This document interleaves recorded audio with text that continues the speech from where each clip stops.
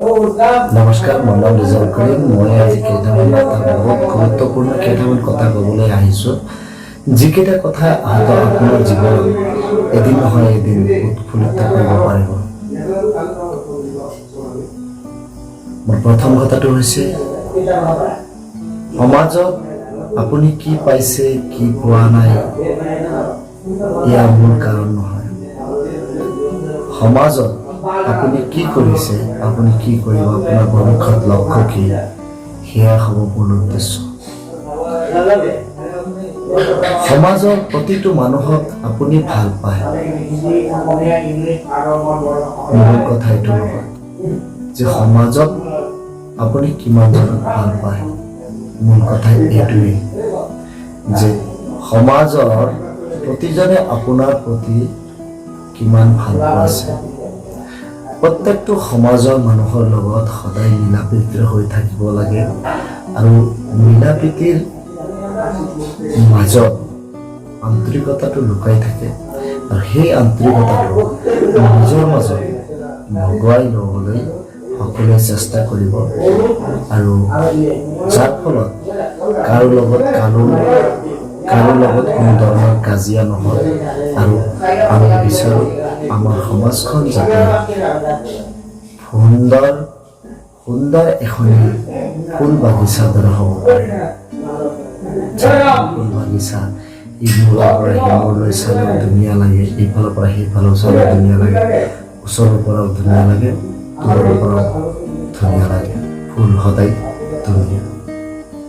তেনেকুৱা সমাজ এখন গঢ়া হওক, যিখন সমাজত ধুনীয়াই দেখিবলৈ পাব। আজি হয়তো আপোনাৰ গাঁওখনত বেলেগ গাঁৱৰ মানুহ আহি ফুৰিবলৈ আহিলেও কেতিয়াবা যদি কাজিয়া লগা দেখা পায়, সেই সকল মানুহে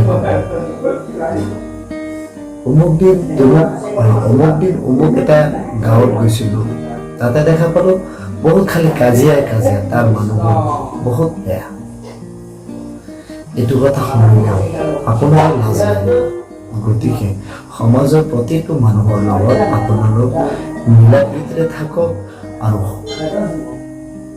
মিলা প্ৰীতিৰে বসবাস কৰক। মিলা প্ৰীতিত বহুত লাভ আছে। আজি চাওক, আপুনি যদি মিলা প্ৰীতিৰে নাথাকে, আপুনি যদি বিপদত পৰে, আপোনাৰ গাঁৱৰ বা আপোনাৰ চুবুৰীয়া কোনেও আপোনাক সাহায্য কৰিবলৈ নাহে। যাৰ ফলত আপুনি কেতিয়াবা চিন্তা কৰিব যে আপোনাৰ জীৱনত আপুনি কি কৰিব পাৰিছে। আপোনাৰ জীৱনত আপুনি একো কৰিব পৰা নাই। মানুহক সন্মান কৰিবলৈ শিকক, মানুহে মানুহক মৰম কৰিবলৈ শিকক। আজি আপুনি সন্মান কৰি আছে বুলি আপুনি সন্মান কৰি আছে। আজি আপুনি আপোনাতকৈ ডাঙৰক সন্মান কৰিব। এদিন চাব, আপুনি যেতিয়া সেই তেনেকুৱা বয়সৰ হ'ব, তেতিয়াও আপোনাৰ সৰুবিলাকেও বহুত সন্মান দিব। আপুনি বুঢ়া বয়সত আপুনি কি বিচাৰে? টকা পইচা, ভাল খাৱা, ভাল পিন্ধা, এইবোৰ নিবিচাৰে। বুঢ়া মানুহে কি বিচাৰে? অলপ শান্তি, অলপ সুখ, অলপ আৰাম, আৰু ৰাস্তা ঘাট জীৱনত বাচি থাকিবলৈ সন্মানৰ প্ৰয়োজন। মানুহ যেতিয়া সন্মান বিচাৰি হাবাথুৰি খাবলগীয়া হয়। কিন্তু এটা কথা চিন্তা কৰিব লাগিব, এই সন্মানটো বিচাৰিব নালাগে।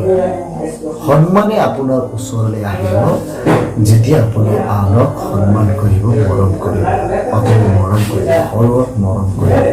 সেই সৰুবিলাকে যিসকল আপুনি মৰম আধৰ পঢ়াই আপুনি পঢ়ুৱাইছিলে, সেই সকলে চাব এদিন আপোনাক সন্মান কৰি আছে, আপোনাক বহুত সন্মান দিছে।